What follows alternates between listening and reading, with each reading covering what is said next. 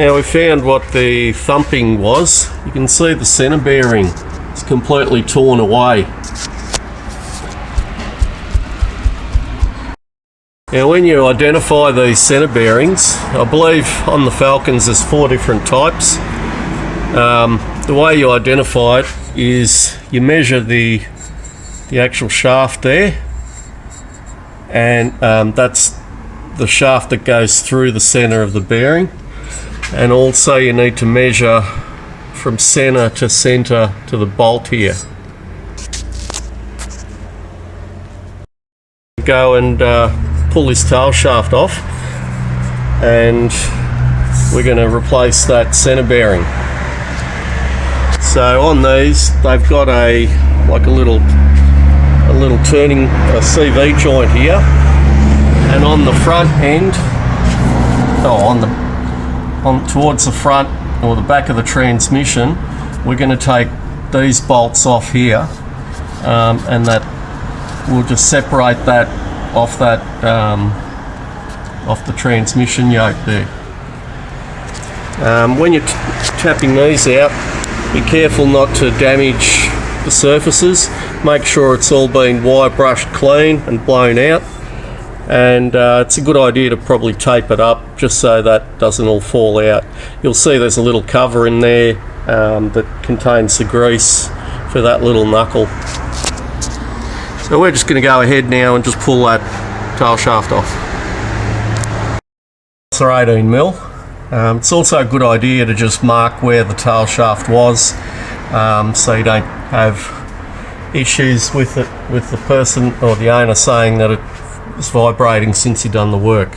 So make sure you mark the front and the rear where it was. Okay, we've got the tail shaft off, and now we've got to take off this nut here and to get the centre bearing out. So you can either take off the universal joint. This one doesn't seem too bad on this one, so we're going to leave it, or you can just undo that nut if you've got a tool that'll fit in there. That one's 24mm or 15/16. So we've loosened it. Oh, wrong one.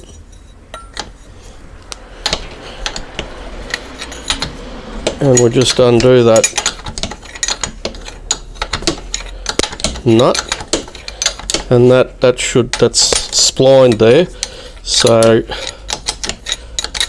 you'll be able to just pull this out, and you can see it's already coming out. A little bit tricky when you're getting it back in. You can't push it in all the way,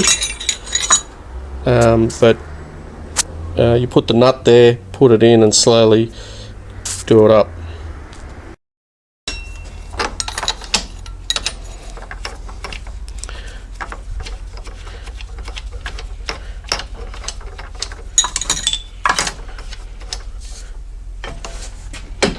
And it's actually, this one's quite loose on the splines, so you can see it just sliding back as I'm undoing it.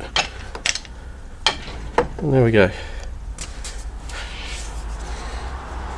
So now it's just a matter of pressing that bearing off that shaft and putting the new one on. One thing I forgot to do is actually mark where the splines were. So basically now what that means is I can't put this tail shaft back to where it was. Hopefully it doesn't vibrate or do anything silly like that. Anyway, we'll just press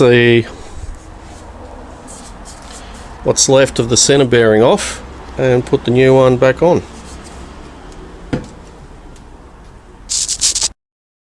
Using a plastic hammer, or you could use a bronze drift, and just tap it out. There we go.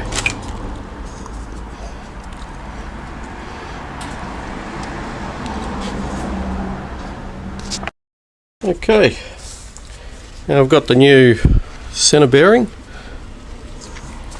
and we just basically put that on there.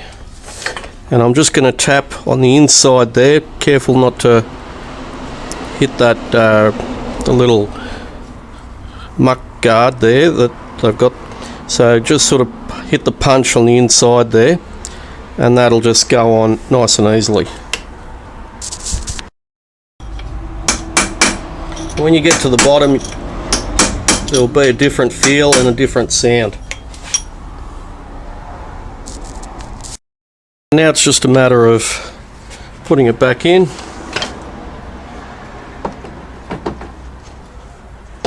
and doing the nut up again.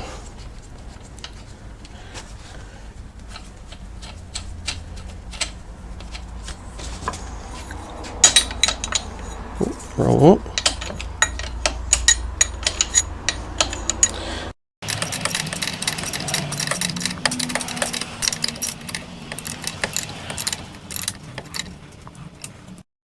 Now we get the proper one, 15, 16 or 24 mil in this situation.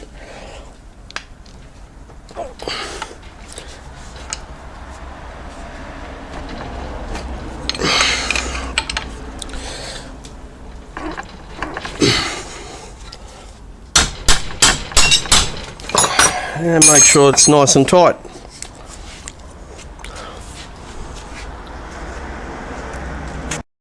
Going to put it back in the vehicle. Now I'll just put a couple of bolts in it just to so it's aligned up properly, and then we just get a hammer and just gently make sure it's seated in properly.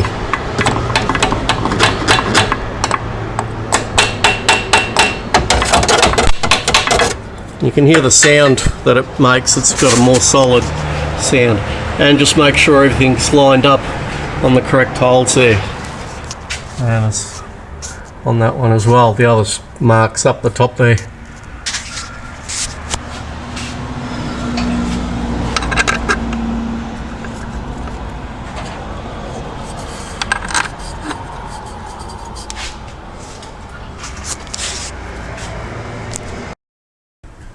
And there we go.